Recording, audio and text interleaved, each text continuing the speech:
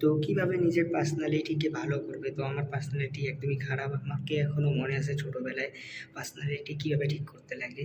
তো আপনাদেরকে ১ম পয়েন্টটা মনে রাখতে হবে যে পার্সোনালিটি ঠিক করার জন্য সবচেয়ে বড় অস্ত্র হচ্ছে কনফিডেন্স। হ্যাঁ, কনফিডেন্স লেভেল যদি ঠিক থাকে তাহলে আপনার পার্সোনালিটি ভালো হবে।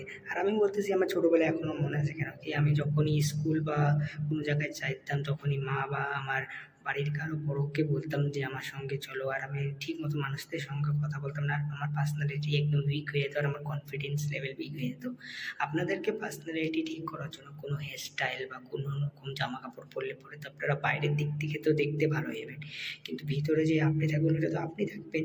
ওই জন্য সবসময় মনে রাখবেন যে আপনাদেরকে নতুন নতুন জিনিস লার্নিং করতে লাগবে আর কমিউনিকেশন স্কিলকে বাড়াতে লাগবে, তাহলে আপনারা কনফিডেন্ট বিহেভ করতে পারবেন। আর কনফিডেন্ট বিহেভ করলেই পরে আপনাদের পার্সোনালিটি একদম বুস্ট হয়ে যাবে। তো মেন পয়েন্ট হচ্ছে আপনাদেরকে কনফিডেন্স লেভেল বুস্ট করার জন্য কমিউনিকেশন স্কিল করতে হবে। তো আবার দেখা হচ্ছে নতুন